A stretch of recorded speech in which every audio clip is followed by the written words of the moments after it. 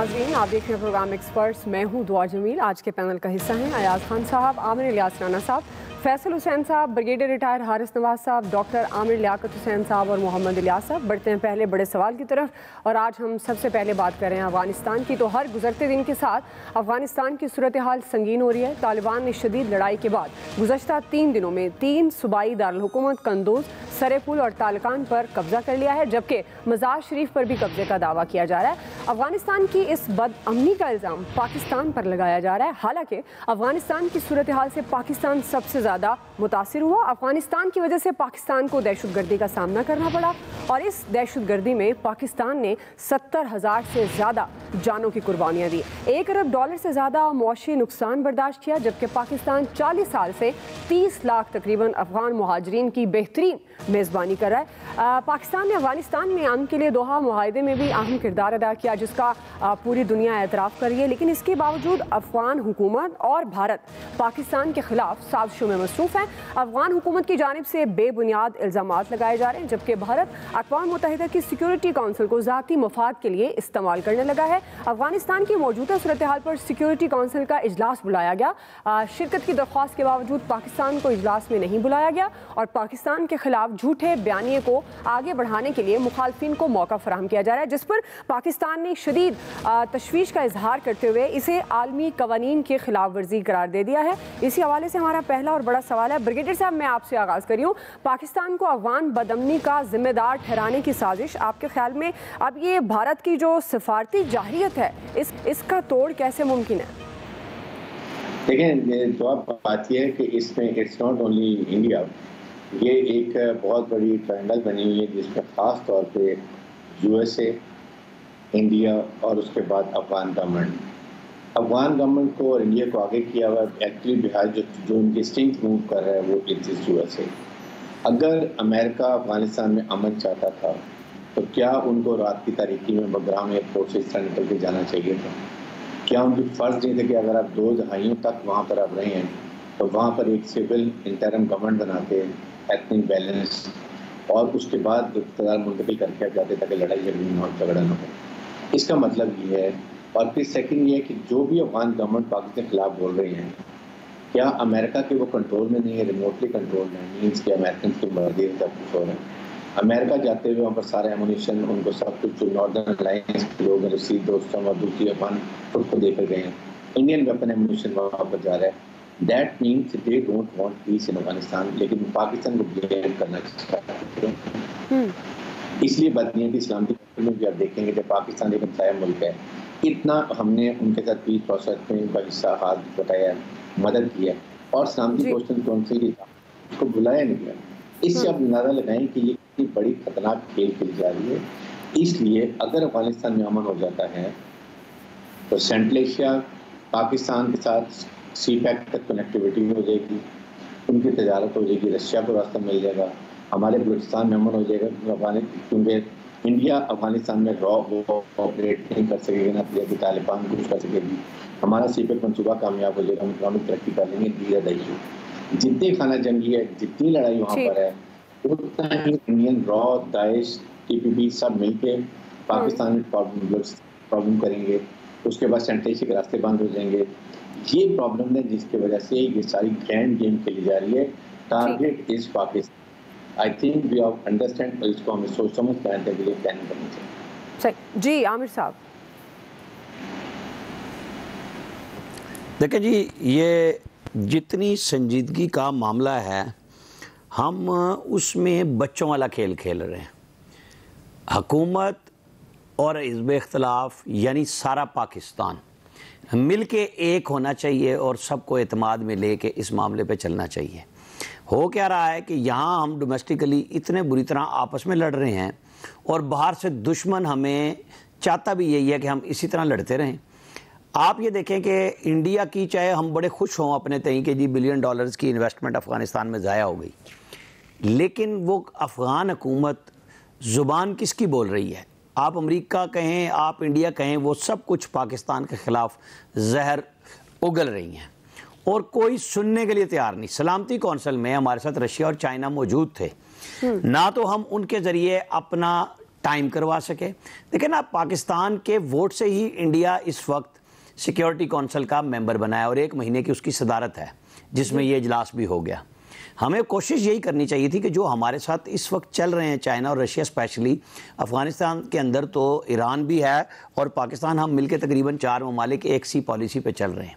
लेकिन चीनी मंदूब कह रहे हैं कि जी उनको वहाँ अफ़गानिस्तान के अंदर से एक ऐसी मूवमेंट नज़र आ रही है जो उनके ख़िलाफ़ सिंकियांग में इस्तेमाल हो रही है और हो सकती है, और वो उनके बॉर्डर के करीब भी पहुंच चुकी हुई है। वो जो वाखान हमारा पुराना इलाका होता था कि जी हम रशिया से भी मिलते हैं, हम फलाने से भी मिलते हैं। इन सब को देखते हुए हमें तो अपनी बात करनी चाहिए ना, कि जैसे हमारे बॉर्डर पे प्रेशर आ रहा है और आएगा, और कल भी ISPR की प्रेस रिलीज थी, बल्कि शायद आज सुबह ही थी, कि वहाँ से अफ़गान बॉर्डर को यूज़ करके टेररिस्ट एक्टिविटी हुई, हमारे फौजियों को निशाना बनाया गया और एक हमारा सिपाही ज़ख्मी भी हुआ उसमें। तो वहाँ जो पहले सूरत हाल कभी थी वो दोबारा शुरू हो गई। तो अभी हमारे शाह महमूद कुरैशी साहब प्रेस कॉन्फ्रेंस कर रहे थे कि हम जामिन तो नहीं हैं, ठीक है, आपने जो कंडक्ट किया, आपने मुफाहमत अमेरिका के साथ करा दी, तो फिर आपने सेफ गार्ड क्या किया था पाकिस्तान का? असल सवाल ये था कि हर मुल्क, जहां हम इतना राग अलापते हैं कि जी अफगानिस्तान की सिक्योरिटी में पाकिस्तान की सिक्योरिटी है, पाकिस्तान का अमन अफगानिस्तान का अमन है, और हम चलते हैं, और वो हमें कोई ऐसी गंदी जुबान और गाली नहीं है जो दुनिया के हर फोरम पे इंडिया नहीं दे रहा, वो अफगानिस्तान की गवर्नमेंट दे रही है, जिनको हमने पैसे भी दिए, दामे दरमे सुखने, हमने उनकी मदद भी की। तो यहाँ पे हमारे पास, जहाँ हमारी सिक्योरिटी के लोग, हमारी इंटेलिजेंस के लोग, हमारी फौज अपनी सिक्योरिटी के लिए काम कर रही है, वहाँ हुकूमत को कम से कम इस मामले पे सबको ऑन बोर्ड ले लेना चाहिए। और ये एक, आप समझे कि पाकिस्तान वॉर है, क्योंकि ये सूरत हाल बहुत ज़्यादा गंभीर है और आने वाले दिनों में नक्शा कोई अच्छा नज़र नहीं आ रहा, क्योंकि सब हमें घेर रहे हैं, अफगानिस्तान का तो सिर्फ नाम है। सही जी आया साहब। दुआ, कुछ अनएक्सपेक्टेड चीज़ें हो रही हैं इस दौर में जो पहले हमने कभी नहीं देखी, कि अमेरिका में नई हुकूमत आ जाए और रब्ता ही ना हो सके, तो हम फ़ोन कॉल का इंतज़ार करते रहें कि जी कब जो बाइडन हमें कॉल करेंगे और उसके बाद चीज़ें आगे बढ़ेंगी। उसके बाद ये सिक्योरिटी काउंसिल के इजलास से पाकिस्तान का अखराज, पाकिस्तान का वहाँ ना होना, एक इमीडिएट हमसाया और जो सबसे ज़्यादा मुतासर जिसने होना है अफ़गानिस्तान की सूरत हाल से, उसको बाहर रखना और उसके ख़िलाफ़ वहाँ जो हुआ वो सब ने देख लिया। तो ये पहले कभी इस तरह से नहीं हुआ। ये इसको आप फेलियर कह रहे हैं, हमारा सफारती फेलियर कह रहे हैं, या जो भी कह लें, कि हम इतने कमज़ोर नज़र आ रहे हैं इस वक्त इंटरनेशनल लेवल पे कि हमारी से बिल्कुल ख़त्म हो चुकी है। इस सिनारियो में तो बिल्कुल मुझे ऐसे ही लगता है कि हम कुछ भी नहीं कर सके। हम यहाँ बैठ के शाह महमूद कुरैशी साहब जितने मर्ज़ी मीडिया टॉक कर लें, जो मर्ज़ी कह लें, लेकिन इंटरनेशनल लेवल पे हम बहुत अलग थलग नज़र आ रहे हैं इस इशू पे स्पेशली, मैं कहूँगा। और फिर मुझे बिल्कुल लगता है कि अमेरिका ये जो सारा कुछ अब्रप्टली निकला और जो छोड़ के गया मामला, वो यही है कि सबसे बड़ा तो ज़ाहिर है एक चाइना, चूँकि थ्रेट है इस वक्त US के लिए भी और बाकी भी दुनिया की जो नेशंस हैं, तो वो चाहते हैं कि चाइना किसी ना किसी तरह इंगेज रहे। पाकिस्तान में भी ज़ाहिर है चाइना के इंटरेस्ट चूँकि बहुत ज़्यादा हैं, और ये अफ़गानिस्तान में खाना जंगी की कैफियत रहेगी तो ज़ाहिर है वहाँ पे बहुत से ग्रुप्स को खुल खेलने का मौका मिलेगा, और वो चीज़ें नज़र आ रही हैं हमें इस वक्त भी, वो मामला शुरू हो चुके हैं। तो ये इसलिए हम बहुत अरसा पहले से ये कह रहे हैं कि जब अमेरिका वहाँ से निकलेगा और अफ़गानिस्तान के जो हालात बनेंगे उससे पाकिस्तान बराह रास्त मुतासर होगा, और पाकिस्तान उससे मुतासर होना शुरू हो चुका है। वहाँ से आए रोज़ दहशतगर्दी के वाक़यात हो रहे हैं। फिर हम समझते हैं कि 90% हमने वो बाढ़ लगा ली अफगान बॉर्डर पे, लेकिन वो 100% भी लग जाएगी। इसके बावजूद बहुत से इलाके ऐसे रहेंगे सरहद पे जहाँ से इन्फिल्ट्रेशन हो सकेगी, और वो हो भी रही है। तो मेरा ख्याल है हम बहुत पीछे रह गए इसमें सफारती लिहाज से। हमें कुछ ना कुछ फौरी करना पड़ेगा और इंटरनेशनल लेवल पे जाके करना पड़ेगा। यहाँ बैठ के बात करने से कोई फ़ायदा नहीं होगा, उल्टा नुकसान होगा। और यकीनन चाइना की मदद हमें इस पे लेनी चाहिए थी, रशिया की लेनी चाहिए थी, क्योंकि मुतासिर तो सबसे ज़्यादा हमने होना है और यहाँ भी चाइनीज़ इंटरेस्ट भी मुतासिर होगा, इसलिए हमें इस एंगल से उनसे बात करके कुछ इंटरनेशनल लेवल पे अपनी आवाज़ बुलंद करनी पड़ेगी। ठीक है जी डॉक्टर साहब, आपके ख्याल में किस तरह से इस सूरत हाल को कंट्रोल किया जा सकता है? मुझे सबसे पहले तो दुख इस बात का है और ये रहेगा दुख के 5 अराकीन जो है वो मुस्तकिल हैं, इसमें China, Russian federation, United kingdom, France और यूएस, लेकिन 10 नॉन परमानेंट मेंबर्स हैं। क्या हमारे ये तमाम तज्ज़ियाकार जो यहाँ पर इंतहाई सीनियर, इंतहाई मुअज़्ज़ज़, इंतहाई मोहतरम मुझे बता सकेंगे कि भारत को वोट किसने दिया था? भारत को वोट पाकिस्तान ने दिया था।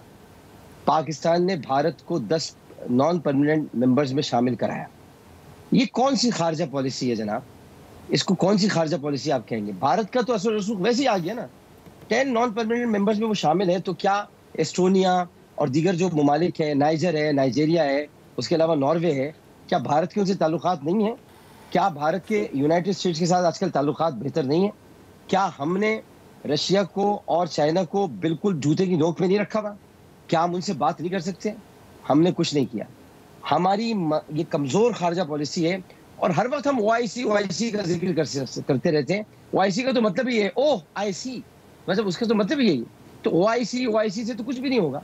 हमें करना ये था कि हम सलामती कौंसिल के इजलास से पहले एक लॉबी बनाते और लॉबी बनाने के लिए हमें चाइना को और रशियन फेडरेशन को इत्मीनान में लेना था, क्योंकि वो गाना पुराना हो गया कि मेरा जूता है जापानी, ये पतलून इंग्लिस्तानी, सर पे लाल टोपी रूसी। अब तो सर पे लाल टोपी रूसी, फिर भी दिल है पाकिस्तानी।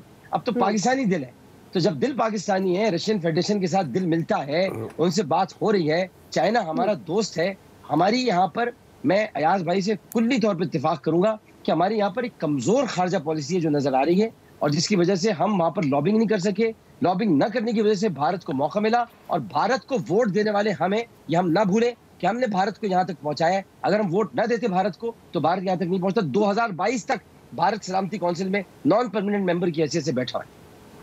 जी फैसल हुसैन साहब, एक तो जब हम ये लफ्ज़ इस्तेमाल करते हैं ना अफगान गवर्नमेंट, तो अभी मौजूदा वहाँ की जो सूरत हाल है ना, तो ये लफ्ज़ तो बिल्कुल ही गैर मौसर हो गया। वहाँ कोई अफगान गवर्नमेंट नहीं है, काबुल रजीम है। तो काबुल के बाहर तो इस हुकूमत का कोई वजूद ही नहीं है। अच्छा, ये इनकी जो बौखलाहट है और जो इतना जो परेशान है वहाँ के काबुल रजीम से वाबस्ता अफराद, उनके जहन में खाका भी ये बैठा हुआ है कि जो उनके हाथ से इक़्तिदार छीना है ये तालिबान ने नहीं, ये पाकिस्तान की वजह से उनके हाथ से जो है ना इक़्तिदार किया। ये उनका खौफ है अंदर का, चाहे इसमें पाकिस्तान का कोई भी किरदार ना हो, लेकिन वो तालिबान को आज भी जो है वो पाकिस्तानी समझने को तैयार है। ये अलग बात है तालिबान भी आपको ओन करें ना करें, जो भी उनकी पाकिस्तान के हवाले से हो। अब वो काम क्या कर रहे हैं?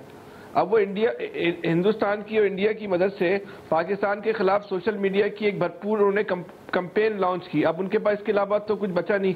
अच्छा, वो हथियारों से लड़ने की उनमें जो है वो सकत नहीं रही।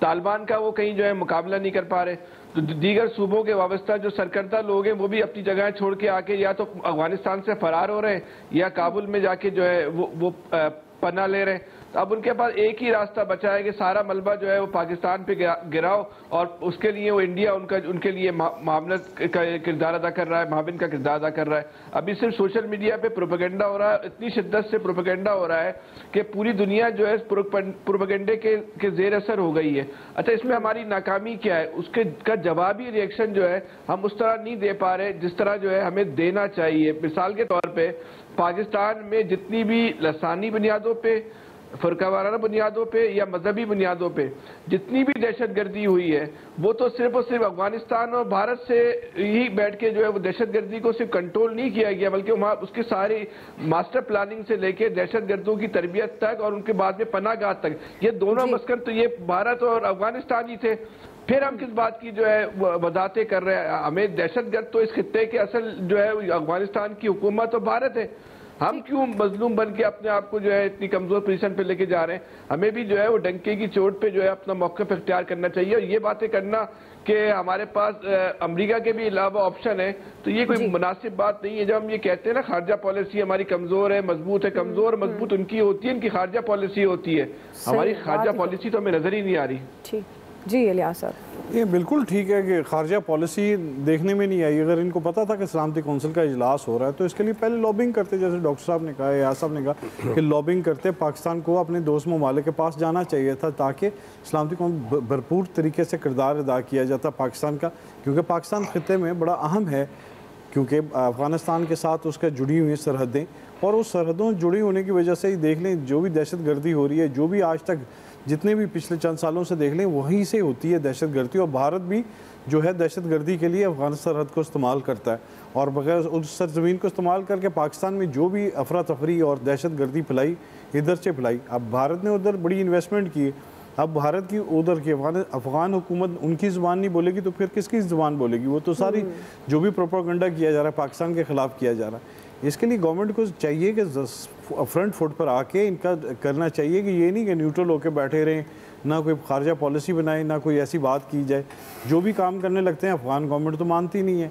अब अमेरिका को तो चाहिए था जाने से पहले कुछ ऐसी कोई गवर्नमेंट उधर सेटअप बना के जाते ताकि उधर अमनो मान रहता, कोई सूरत हाल ऐसी बनती, कोई गवर्नमेंट वगैरह जिससे कोई बातचीत की जाती। अब हम भी इसी इंतज़ार में कि कोई गवर्नमेंट होगी तो उससे बातचीत की जाएगी। ठीक, इस सूरत हाल में तो हमें तो कोई क्लियर ही नहीं चीज़ नज़र आ रही। जो भी हो रहा है पाकिस्तान के ख़िलाफ़ हो रहा है इस टाइम, तो पाकिस्तान को चाहिए कि अपने दोस्त ममालिक के साथ मिलके इस चीज़ को डिफेंस लाइन बनाए अपनी, ताकि वो मज़ीद इसके ऐसा पाकिस्तान की इमेज ख़राब ना कर सके। ठीक है लियाज़ साहब, आपका पॉइंट ऑफ ब्रेक लेते हैं, ब्रेक से वापस आएंगे। हमारा दूसरा बड़ा सवाल है, क्या मुल्क में कबल अज़ वक्त इलेक्शन का माहौल बन रहा है? राय लेते हैं ब्रेक के बाद।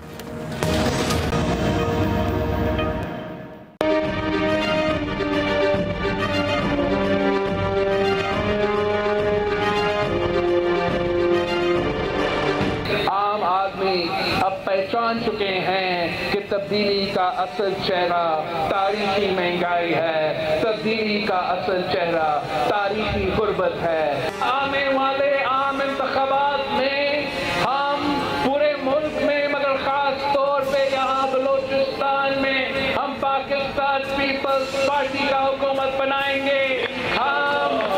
हम जियाला वजीर आला मुंतखब करके दिखाएंगे और इंशाअल्लाह ताला बलोचिस्तान के मसाइल का हल भी निकालेंगे। बिलावल उन लोगों के पास जा रहे हैं जिन लोगों की जो है वो जमानतें जब्त हुई हैं, और मैं ये समझता हूँ कि बिलावल बलूचिस्तान की फ़िक्र छोड़ें। बिलावल जो है वो अब सिंध की फ़िक्र करें, जहाँ पर इन्होंने अवाम को थर में भूख प्यास गंदे पानी के अलावा कुछ नहीं दिया, वहाँ गुर्बत के अलावा इन्होंने कुछ नहीं दिया। अब सिंध के लोगों की, सिंध की अवाम की तवक्को भी वज़ीर आज़म इमरान खान के साथ है, और इंशाअल्लाह सिंध की तकदीर भी जो है वो इमरान खान ही बदलेंगे। नाज़रीन, आइंदा इलेक्शन के लिए मुल्की सियासत में हलचल शुरू हो गई है। सियासी जमातों ने नई सफ़बंदी शुरू कर दी है। पीपल्स पार्टी ने बलूचिस्तान, कराची और जनूबी पंजाब पर नजरें जमा ली हैं। गुज़श्ता रोज़ बलूचिस्तान से कई अहम शख्सियात ने पीपल्स पार्टी में शमूलियत का ऐलान किया। बिलावल भुट्टो ने इस मौके पर यह दावा किया कि पीपल्स पार्टी आइंदा बलूचिस्तान समेत मुल्क भर में गवर्नमेंट बनाएगी। पीपल्स पार्टी मुल्क भर में हुक्मरानी का ख्वाब देख रही है, तो PTI ने अंदरून सिंध पीपल्स पार्टी को चैलेंज करने के लिए सियासी राब्ते तेज़ कर दिए हैं। इसी सिलसिले में साबिक वज़ीर आला अरबाब गुलाम रहीम को वज़ीर आज़म का मुआविन ख़ुसूसी बराए सिंध बनाया गया है। वज़ीर आज़म और तमाम वज़रा ये दावा करते नजर आ रहे हैं कि सिंध में पीपल्स पार्टी की यह आखिरी गवर्नमेंट है, इसके बाद PTI सिंध में गवर्नमेंट बनाएगी। बयानिए में इख्तिलाफात की शिकार PMLN ने PDM को मुतहरिक करने का फैसला किया है और गवर्नमेंट मुखालिफ तहरीक को तेज़ करने की कोशिश शुरू कर दी और इसके लिए सिफारिशात भी तैयार की जा रही हैं। इसी हवाले से हमारा सवाल है डॉक्टर आमिर लियाकत हुसैन साहब, मैं आपसे आगाज़ करूँगी। अब ये जिस तरह का माहौल नज़र आ रहा है, सियासी जमातों की सरगर्मियाँ तेज़ दिखाई दे रही हैं, आपके ख्याल में क्या मुल्क में कबल अज़ वक्त इलेक्शन का माहौल बन रहा है? जी, एक बड़ा खूबसूरत सा गज़ल है, उसका एक शेर थोड़ा सा तरमीम के साथ पेश करता हूँ। जब से तूने मुझे दीवाना बना रखा है, मैंने हल्के में इलेक्शन का माहौल बना रखा है। तो इसलिए अगर ये कह सकें आपके इलेक्शन का माहौल बना हुआ है तो बना होगा, लेकिन हमारी तहरीक इंसाफ जो है, जो हमारी इस मुल्क की एक ऐसी जमात है जिसने माशाल्लाह गैर मुंतखब लोगों को इतनी इज्जत दी है, इतनी इज्जत दी है कि कहीं पर भी किसी ने इतनी इज्जत किसी को नहीं दी होगी।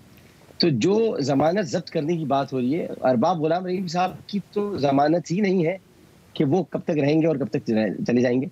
तो अरबाब गुलाम रहीम साहब को साथ लिया है इमरान खान साहब ने, उनकी भी जमानत जब्त हो चुकी है, वो भी गैर मुंतखब है। इमरान खान साहब को बहुत पसंद है गैर मुंतखब लोग। तो मैं सोच रहा हूँ, तो आप सोच तो नहीं रहे ऐसा? कैसे से बात कर रहा हूँ, नहीं, मैं अब यही सोच रहा हूँ कि मैं इस्तीफा दे दूं, गैर मुंतखब हो जाऊं, शायद कहीं ना कहीं मुंतखब नजर आ जाऊं। तो इसलिए ये कि गैर मुंतखब लोगों के साथ मिलकर कभी भी आप इंतखाबात ना जीत सकते हैं, ना आप इंतखाबात की स्ट्रेटेजी तैयार कर सकते हैं। तो जो भी होने जा रहा है माहौल अच्छा है, लेकिन मैं हमारे दोस्त हैं हबीब सत्ती साहब, उनकी इस बात से मैं इख्तलाफ करूंगा कि जिनकी जमानतें जब्त हो गई पीपल्स पार्टी उनकी तरफ जा रही है। पीपल्स पार्टी बहुत खूबसूरत खेल खेल रही है, किसी को अंदाजा नहीं है। पीपल्स पार्टी बहुत जम के खेल रही है, बड़े अंदाजे के साथ खेल रही है। कराची का एडमिनिस्ट्रेटर भी मुर्तजा वहाब को लगाया है, बड़े इत्मीनान के साथ वो पिच पर खड़े हैं। अभी उनको हटाना इतना आसान नहीं है, जरा मुंतखब लोग लाएं तो फिर मजा आएगा।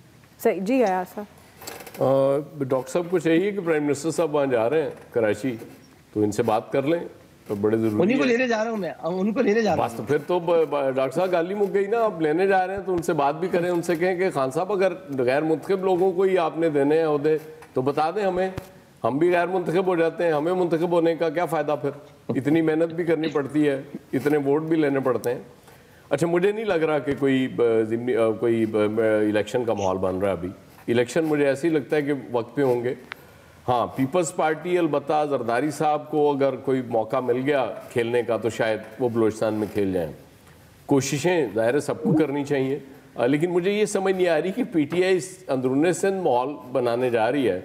कराची में तो किया कुछ नहीं है, सबसे पहले तो कराची में तो डिलीवर करके दिखाएं आप, उसके बाद यकीनन कराची में अगर आप डिलीवर कर चुके होंगे तो फिर आप सिंध में भी जाके को माहौल बनाने की कोशिश कर सकते हैं। लेकिन इन हालात में कि जब आपने कराची में कुछ ना किया हो, बाकी तो छोड़ देना मुल्क की, वो तो हम रोज़ उस पर बात कर रहे होते हैं कि बाकी मुल्क में अच्छा, मुझे लगा आप बाकी समझ रहे हैं सब अच्छा है कराची में। नहीं, वो तो सब अच्छा ही है ना, ज़ाहिर है उनके लिए तो सब अच्छा है, उनको तो नहीं लगता कि कहीं कोई चीज़ गलत हो रही है, क्योंकि वहाँ रिपोर्ट्स भी ऐसी जारी होती है ना। वो कहते हैं ना, अयूब खान साहब के लिए अखबार ही अलग छपा करता था कि जिसमें सब अच्छा की तस्वीर होती थी। तो प्राइम मिनिस्टर्स को ऐसे ही जब ब्रीफिंग्स दी जाती हैं, बताया जाता है तो यही बताया जाता है कि जी वो कमाल हो गया जी, आपको अंदाज़ा ही नहीं है। और स्पेशली अब जो ज़िमनी इलेक्शन जीता है, जो बरियार साहब ने आज वो उसका हल्फ उठाया, और फिरदौस आशिक अवान साहबा को अफसोस कि वो नहीं जाने दिया गया सूबाई असम्बली में, अगरचे उनका नाम भी था और बाद में वो कहती है किसी ने कटवा दिया। तो इस पे भी ज़ाहिर है फिर हालात तो यही होते हैं कि कल आप के पास इक़्तिदार था तो और एक बात वो जाते जाते जो इलियास साहब कह रहे थे हम खित्ते में बड़े अहम हैं, इलियास साहब मुझे लगता है ये भी हमारा वहम है, हमारा वहम है। बिल्कुल सही। आमिर इलियास साहब, 18 साल हो गए इस नौज़ायदा जमहूरियत को, तो इसमें हर असम्बली में और यही कहा जाता है कि इलेक्शन हो रहे हैं, हो सकते हैं अगले साल भी हो सकते हैं, मैं भी कह देता हूँ ऐसी कोई बात नहीं है, मार्च में भी हो सकते हैं। और आप तैयारी पकड़ लें कि हमें कैंपेन भी अच्छी कवर करनी होगी। वो जिनकी ज़मानतें ज़ब्त करा रहे हैं फ़ारूक हबीब साहब, उस पर तो डॉक्टर साहब ने बात कर दी, लेकिन ये ज़हरी साहब जिनको वो तुर्रम खान समझ के लाए हैं, ये तो ढेर हो गए थे, इस्तीफ़ा दे के भाग गए थे, जिसका क्रेडिट जरदारी साहब ने लिया कि जी हमने वो हुकूमत पिटाई थी। और अब उसी के हुकूमत के चेयरमैन सेनेट जिसको रज़ा रबानी के ऊपर तरजीह दी थी और यूसुफ रज़ा गिलानी को हरवा के और फिर बैठ के साइड पे, तो ये गेम मोहर्रम के साथ चलती है। पीडीएम से जब निकले थे तो बहुत सारा कुछ उनको कहा गया था, तो वो रास्ता दिखाया जा रहा है। बिलावल साहब लाहौर बैठ के गए थे, जनूबी पंजाब, और सारे दावे तो वहीं रहेंगे ना, ख़त्म तो नहीं होंगे। और पीटीआई और पीएमएलएन पंजाब की हकीकत है, मुकाबला इनका होगा। सिंध में हमेशा से पीपल्स पार्टी के मुकाबले में मुख्तलिफ ग्रुप बनाए जाते हैं, लेकिन जो लास्ट टाइम भी बना था तो उसको भी आखिरी वक्त में रोक दिया गया था, क्योंकि बात क्लियर हो गई थी कि ठीक है आप सिंध रख लें। तो ऐसी कोई बात नहीं है, ये हमारे यहाँ चलता यही है, क्योंकि किसी ने भी ये बात नहीं कहनी कि जी ऑयल जो है 150 से 200 रुपये लीटर क्यों बढ़ गया, अद्वियात की कीमतें आए रोज़ क्यों बढ़ती हैं, पेट्रोलियम की कीमतें हर 15 दिन बाद बढ़ रही हैं।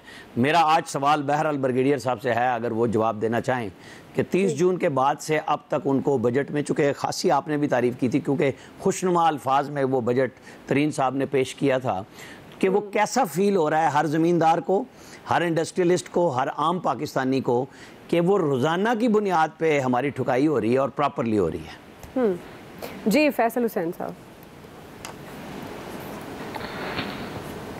अब जो आपका सवाल का बुनियादी जुज़ है कि वो तहरीक इंसाफ और पीपल्स पार्टी कराची में इलेक्शन जीतने का जो है वो ख्वाब दिख रही हैं। यकीन करें इन दोनों पार्टियों की जो क़यादत है इसकी मासूमियत पे जो तरस आता है। ये ख्वाब इलेक्शन जीतने का ख्वाब देख रही है, इनको ने तो जो कुछ किया है, इनको तो इलेक्शन लड़ने का भी ख्वाब नहीं देखना चाहिए था, ना कि जीतने का ये ख्वाब देख रही है। ये कसाई जब गाय ज़िबा करता है ना, उस कसाई की भी कुछ अखलाकियात होती है, वो भी इस बात का ख्याल रखता है कि गाय को ज़िबा करते वक्त गाय को कम से कम तकलीफ हो उसके मरते वक्त। लेकिन इन दोनों पार्टियों ने शहर के लोगों के सीनों पे जो नश्तर घुसेड़े हैं, इन्होंने रहम नहीं खाया शहर के लोगों के ऊपर। जिस बेरहमी और सफाकी के साथ इस शहर में हुक्मरानी की जा रही है, चाहे वो वफाकी सतह से हो या सूबाई सतह से हो, वो कसाई की गाय ज़िबा करने की जो मिसाल है उसको भी इन्होंने जो है वो शिकस्त दे दी है। आप इस शहर के लोगों को कितना अंडर एस्टीमेट करते हो, कितना बेअकल समझते हो। इसके शहर के लोग जो है वो भंग पी के सो रहे हैं, आप ये समझते हो। आप जुल्म करो कहीं से आवाज़ भी नहीं आएगी, आप ये समझते हो। जो एक बात मैं करना चाहता हूँ जी, इलेक्शन तो मुझे नहीं पता कब होंगे, लेकिन गालिब इम्कान तो ये 2023 में होंगे। 2023 में इलेक्शन में जो लोग हिस्सा लें वो इस बात का जहन बिठाए कि 2023 में 2018 नहीं होगा। सही। अब की बार अगर कोई समझता है कि वो भी पहले की तरह यहाँ का मैंडेट चोरी हो जाएगा तो अब नहीं होगा। लोग अपने मैंडेट की अब हिफाजत करेंगे, क्योंकि पानी जो है वो सरों से ऊंचा हो चुका है। ये जुल्म की रात ज़्यादा चलेगी नहीं, क्योंकि आपने हुक्मरानी के नाम पे जो है वो सिर्फ जुल्म किया है। ये दुनिया का ये वाहिद शहर हो गया जिसके बारे में कहा जा रहा है कि इंसानों के रहने की जगह नहीं रही। ऑफिशियल अक़वाम मुत्तहिदा की जो सब कमेटियां रिपोर्ट दे रही है इंसानों के, आप इस शहर को ये बना दिया, फिर आप कहते हो कि हम शहर से इलेक्शन जीतेंगे। आपको शर्म नहीं आती बात करते हुए? ठीक हो गया ब्रिगेडियर साहब। लेकिन तो बात यह है कि पंजाब में पीटीआई एग्जर्ट करने की कोशिश कर रही है। बलूचिस्तान के बाद पहले भी उनका वहाँ पर सेटअप है, KPK में भी है, सिंध में भी है। तो उनके लिए जो अभी मेन बैटल फील्ड ग्राउंड जो है वो इनके पास सेंट्रल पंजाब और सदर्न पंजाब है। उसके बिलावल भुट्टो जाहिर है कि इसीलिए PDM तो नहीं, दे वांट डेट 2 साल में मिल जाए ताकि वो अपना वो रिस्टैब्लिश कर लें। लाइकवाइज PTI जो है they want to come in Sindh, because उन्होंने यहाँ पर पूरा अपने 3 से साल जाया कर दिए। कराची की कोई डेवलपमेंट की जबकि 14 MNAs थे, बहुत बड़ी स्टेट्स थी इनकी। अगर ये यहाँ पर कुछ डिलीवर करते तो उसके बाद ये सिंध में जाते तो they had a reason to tell के देखे नहीं कि कराची को हमने बहुत सी जगह पोजीशन में लिए हैं और हम सिंध में जा रहे हैं। तो उसके बाद अभी मैं तनवीर चौधरी भी ये कर रहे हैं, अरबाब रहीम आ रहे हैं, मैं भी कोटी के मार हो या और पार्टी जो है वो काफ़ी कोशिश की जा रही है ऑर्गेनाइज किया जाए। लेकिन बात यह है कि PTI is late in time and space in Sindh. एक तो ये है। सेकंड ये है कि पीपल्स पार्टी को बहुत मेहनत करनी पड़ेगी। पीपल्स पार्टी कोशिश कर भी रही है। एक दे मैनेज टू गेट 15-20 सीटें पंजाब में तो फिर एक स्ट्रॉन्ग पार्टी बन जाएगी। बट आई थिंक फेडरल में किसी कोलिशन जाने के बाद, but independently I don't think they will will to be in front center. ठीक जी इलियास साहब। देखिए अपोजिशन की जानब से, मुस्लिम लीग नून की जानब से तो बस ये इस बात का इंतज़ार किया जा रहा है कि अर्ली इलेक्शन होंगे। उनकी जानब से ये समझ में आ रही है कि जी अर्ली इलेक्शन होंगे, तो इस तरह पीपल्स पार्टी भी अपनी तैयारी में लगे हुए हैं। और यही देख लें PDM की जो सिफारिशात तैयार की जा रही हैं कि अब गवर्नमेंट को धक्का दिया जाएगा तो गवर्नमेंट को गिराया जाएगा ताकि इलेक्शन वक्त से हों। लेकिन अभी इस तरह की सूरत हाल देखने में नहीं आ रही, सिर्फ बातों में ही है कि इलेक्शन कबल अज़ वक्त होंगे, लेकिन इसके लिए टाइम लगेगा। लेकिन ज़ाहिर है हर जमात ने अपनी कोशिश करनी है। PTI ने देखें किस तरह कराची में देख लें क्या सूरत हाल है, लोग मुतमईन ही नहीं हुए कि उनके लिए कोई काम ही नहीं किया गया, ना उनके डेवलपमेंट का काम हुए, ना महंगाई पर पूरे मुल्क में कंट्रोल हुआ। अब देख लें बजट के बाद एक और बजट, ज़िमनी बजट आ रहे हैं, लोगों के लिए मुश्किलात का सामना करना पड़ा।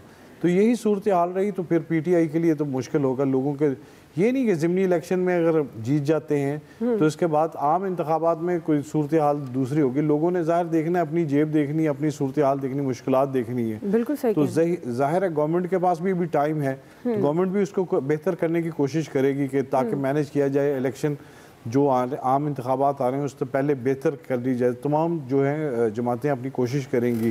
ज़ाहिर है पीपल्स पार्टी ने जनूबी पंजाब में भी और वस्ती पंजाब में भी जो जरदारी साहब आए, बिलावल आए, इधर अब बलूचिस्तान में भी गए। इसी तरह जो मुस्लिम लीग नून है वो भी देख रही है वो, लेकिन वो अपनी तहरीक चलाएगी। हर अपना एक अंदाज से काम करेंगे, हर जमात को करना पड़ेगा। नहीं करेंगे तो फिर देखें इलेक्शन में रिजल्ट क्या आते हैं। आवाम ठीक है इलियास साहब, अभी ब्रेक ले से वापस आएंगे। तीसरा सवाल हमारा है, वोटिंग मशीनों के मुखालफिन किस बात से खौफजदा हैं? राय लेते हैं ब्रेक के बाद। इस यूज़र फ्रेंडली इतनी सी है बस सर, ये सिक्योर है बिकॉज इसमें कोई सॉफ्टवेयर नहीं है, कोई ऑपरेटिंग सिस्टम नहीं है, ना इसमें कोई इंटरनेट का कनेक्शन है और ना वाईफाई है कि ये ड्यूरिंग द पोल रिगिंग जो होती है या आफ्टर द पोल रिगिंग उसको भी एड्रेस करता है ये बेसिकली, और बाद में ऑडिट के लिए भी हेल्पफुल है। Now sir you can press any button you want, या हो गया। नाज़रीन, गवर्नमेंट ने मुल्क में शफाफ इलेक्शन के लिए इलेक्ट्रॉनिक वोटिंग मशीन्स को नागुज़ीर करार दे दिया है। ईवीएम पर इत्तफाक़ राय के लिए गवर्नमेंट की जानिब से बार बार अपोजिशन को मुज़ाकरात की दावत भी दी जा रही है, लेकिन अपोजिशन ईवीएम को मानने के लिए तैयार नहीं है। PMLN ने यह इल्ज़ाम लगाया कि PTI RTS के बाद इलेक्ट्रॉनिक वोटिंग मशीन के जरिए धांधली की नई कोशिश करे, जो किसी सूरत कामयाब नहीं होने दी जाएगी। इसी हवाले से हमारा सवाल है, आमिर इलियास राना साहब, मैं आपसे आगाज़ करूँ, आपके ख्याल में ये मुखालफिन खौफजदा हैं EVM से, तो क्या वजह हो सकती है वोटिंग मशीन पर अगर अपोजिशन गवर्नमेंट मुज़ाकरात की दावत दे रही है, मिल बैठे और इस मामले को हल नहीं होना चाहिए?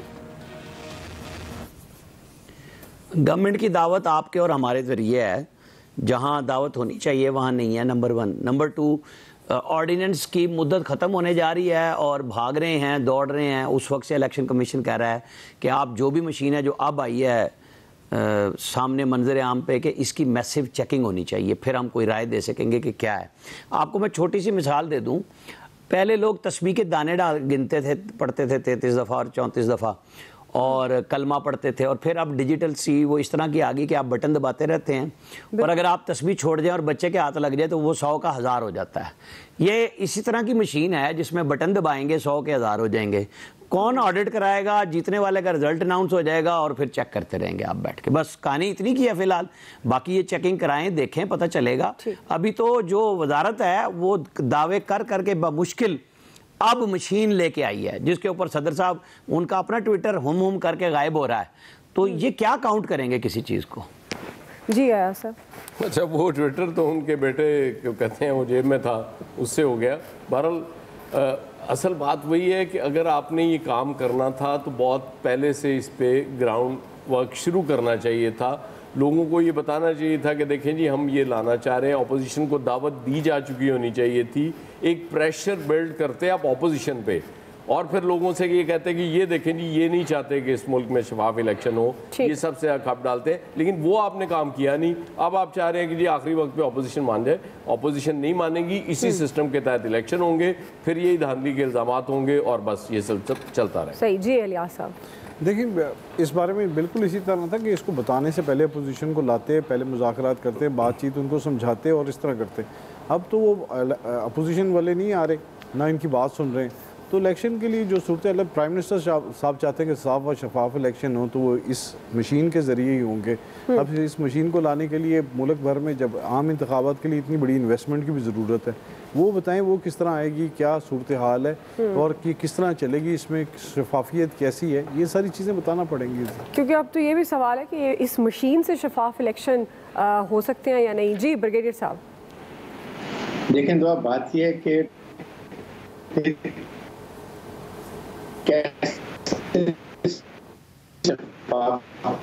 इलेक्शन जो है, जब आपके मुल्क बैठे हुए हम बात कर रहे हैं, वी मस्ट अंडरस्टैंड कि हाँ, मशीन को टेस्ट और ट्रायल देते हैं इलेक्शन कमीशन को, they should use it very robustly, देखिए कहाँ फॉल्ट्स हैं, वो फिर अपने जितने भी ऑब्जर्वेशन है वो दोबारा भेजें IT और मिनिस्ट्री को, और देखें कहाँ गलतियाँ क्या ठीक हो सकती हैं।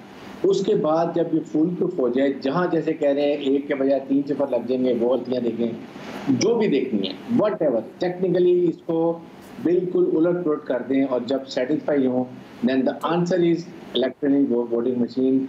बात यह है कि यही एक हल है, अदरवाइज ब्लेम, काउंटर, लड़ाई झगड़े, मार पिटाई चलता रहेगा। सही। फैसल हुसैन साहब। देखिए, आमिर साहब की ये बात तो बिल्कुल ठीक है। अगर वाकई हुकूमत संजीदा थी तो अपोजिशन को भी जो है वो संजीदगी से दावत देती, चले जाते वज़ीर आज़म साहब। मशीन तो फिर अगर आई है तो इनको ये कौम के लिए आई है ना, इमरान खान के लिए तो नहीं आई थी। अगर वाकई उनको समझते थे इसका कौम को फायदा है तो आपको शहबाज शरीफ के पास जाना चाहिए था, जाके बोलते भाई मशीन आओ बैठ के बात करो। अच्छा, अपोजिशन को भी इस पे एतराज करना चाहिए, टेक्निकल ऑब्जेक्शन ठीक है फैसल साहब, माजरत के साथ वक्त मेरे पास आज के एक्सपर्ट से इतना ही, ख्याल रखिए।